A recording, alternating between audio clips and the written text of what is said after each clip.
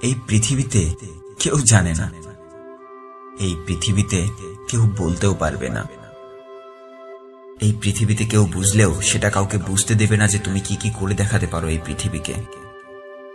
সবাই চাইবে তোমার প্রতিভাকে কাজে লাগিয়ে নিজের স্বার্থ অর্জন করতে।